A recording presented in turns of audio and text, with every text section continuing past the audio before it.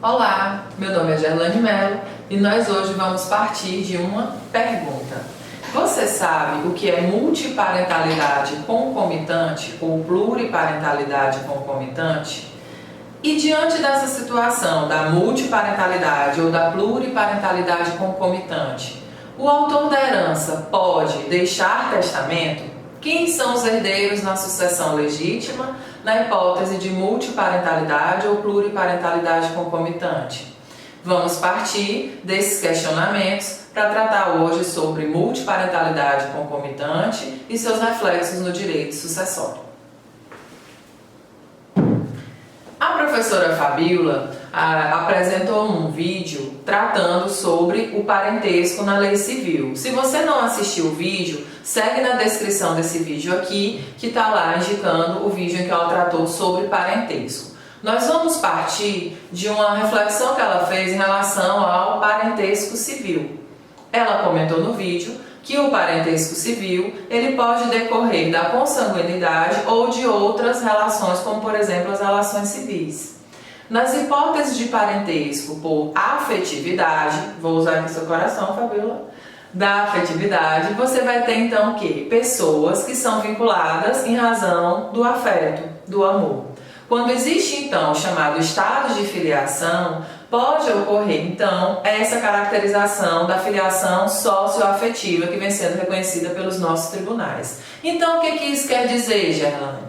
Vou perguntar para a Fabíola, mas eu própria vou responder. Isso quer dizer que essa pessoa com quem eu não tenho vínculo consanguíneo e com quem eu não tenho um parentesco civil em razão de uma adoção, ela passa a ser meu parente em razão da afetividade. Então agora toda pessoa com quem eu tenho afetividade passou a ser meu parente? Não.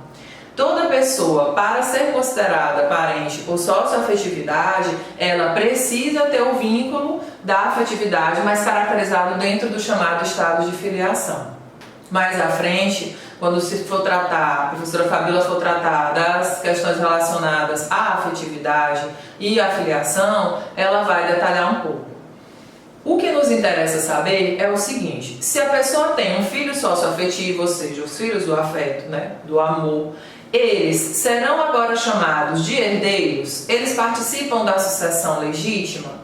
E eles participam da sucessão legítima dos dois pais? Ele deixa de ter um pai biológico porque agora ele tem um pai socioafetivo? Mas, Gerlane, afinal, quem é esse socioafetivo? Ora, nós conhecemos na nossa história, na nossa sociedade, um filho chamado de criação. O que é o filho de criação? O filho de criação é um filho da afetividade. É aquela pessoa com quem eu não tenho vínculo consanguíneo, por exemplo, mas que foi criado pelo meu pai e pela minha mãe. Se eu não tenho vínculo consanguíneo, ele é meu irmão de criação, o direito civil hoje vai chamar esse meu irmão de criação de irmão socioafetivo. Se ele é meu irmão socioafetivo, ele é filho socioafetivo dos meus pais. E isso do ponto de vista do direito das famílias. Como o direito das famílias e sucessões são próximos, o que vai acontecer? Eu preciso indagar agora qual o reflexo do reconhecimento dessa relação de direito das famílias para o direito sucessório. E preciso responder os seguintes questionamentos. Esse meu irmão socioafetivo, ele vai ter direito à herança dos meus pais? Bom, e aí a gente volta para o que nós já começamos a tratar na aula anterior. No momento anterior, nós falamos sobre a sucessão legítima e a testamentária. E agora eu quero basicamente saber o quê? Se quem é irmão socioafetivo ou filho socioafetivo, ele pode herdar em razão do que dispõe a lei e se ele pode herdar a partir de um testamento. A resposta em relação ao testamento parece mais fácil, né? Por quê? Porque se eu lembro do que nós tratamos no encontro passado, nós falávamos o quê? Que na sucessão testamentária, o autor da herança livremente indica para quem ele quer deixar o seu patrimônio. Pois bem, então se ele pode indicar livremente, ele pode, por exemplo, deixar para um filho socioafetivo. A resposta é positiva, pode sim. Ele estará herdando neste caso, não porque ele é filho socioafetivo, mas porque o autor da herança livremente dispôs a respeito da disposição da substituição em razão do testamento. Essa pergunta ela parece uma resposta mais fácil, porque ela não vai necessariamente depender do grau de parentesco socioafetivo. No No caso da sucessão legítima, aí a questão se parece mais complexa, porque ele não tem vínculo por consanguinidade e nem tem vínculo civil em razão de uma adoção. Só que como o entendimento doutrinário jurisprudencial é no sentido de que os parentes por afetividade, eles passam a ser considerados agora socioafetivos, em tese eles participam da sucessão legítima, como se parentesco civil tivessem. Então o que vai acontecer? Eu tenho um irmão de criação. Esse meu irmão de criação, ele vai ser considerado meu parente socioafetivo para fins de parentesco e então ele poderia participar da sucessão legítima. Havendo a morte, ele é tão herdeiro quanto os filhos biológicos. Então hoje nós podemos ter uma situação hipotética. Imaginemos um casal que eles têm filhos biológicos, eles têm filhos advindos da adoção e eles têm filhos de criação, os socioafetivos. Então esse casal, eles vão ter nesses filhos, não importando a origem, a qualidade de herdeiros.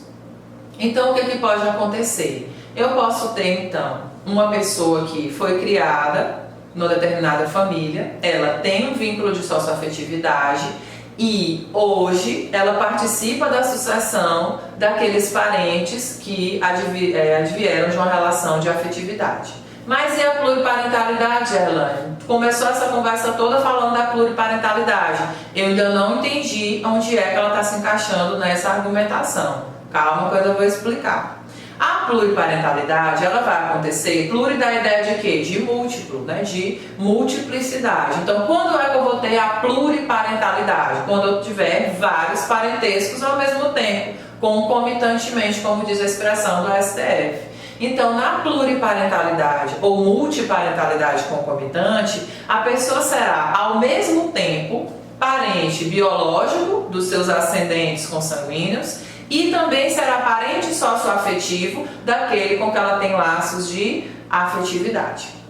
Então, em outras palavras, ela vai ter múltiplos parentescos. Um parentesco em razão da consanguinidade e o outro parentesco em razão da afetividade. Se ela tem múltiplos parentescos, fazendo o diálogo das fontes do direito das famílias com o direito das sucessões, nós vamos ter a seguinte situação. Se ela tem um dúplice ou múltiplo parentesco, essa pessoa vai participar da sucessão do parente consanguíneo e do parente socioafetivo? A resposta é mais uma vez positiva. Em tese, cabe, na hipótese de multiparentalidade concomitante ou pluriparentalidade concomitante, ou seja, quando a pessoa tem ao mesmo tempo os parentes por afetividade e os parentes por consanguinidade, em tese, ela participa da ordem de vocação hereditária nas duas situações. Mas por que tudo isso? Porque o STF, ao reconhecer o Instituto da Multiparentalidade ou da Pluriparentalidade concomitante, ele garantiu repercussão civil no que se refere às duas espécies de parentesco. E uma consequência jurídica nessa situação se referiria exatamente à hipótese da sucessão. Resumindo, então, nós vamos ter o quê? Nós vamos ter a pluriparentalidade concomitante com uma repercussão no direito das famílias, que a professora Fabíola já começou a falar um pouco, sobre o parentesco civil. Então nós vamos equiparar nas hipóteses de parentesco por socioafetividade as regras do parentesco civil, entre aspas, como se fosse uma adoção. Então, a mesma repercussão jurídica que eu vou ter para as hipóteses de adoção, também eu vou aplicar para as hipóteses de parentesco por socioafetividade. Essas pessoas, então, elas passam a pertencer, né, àquela entidade familiar com o mesmo grau de parentesco que os consanguíneos. Quando eu tenho essa possibilidade de concomitância, eu vou ter o parentesco civil e o parentesco consanguíneo e o parentesco civil ou socioafetivo em grau de equiparação exercidos simultaneamente, porque eu vou equiparar a socioafetividade à hipótese de parentesco civil. Nesse caso, o sujeito, a pessoa, ela vai ter ao mesmo tempo os parentes consanguíneos e os parentes socioafetivos. Então, em tese, ela pode participar concomitantemente das duas sucessões. É um assunto complexo, é um tema novo do direito civil, é um tema que exige diálogo entre o direito das famílias e o direito das sucessões, mas é um tema relevante que está posto aí para a nossa sociedade. O curioso é que os filhos ditos de criação, eles sempre existiram na nossa sociedade. O que se discute hoje é os efeitos jurídicos, os reflexos jurídicos no direito sucessório para essa relação. Nós ficamos então por aqui, eu espero vocês no próximo vídeo. Se você gostou, curte, dá o like e se inscreva no nosso canal. Até a próxima!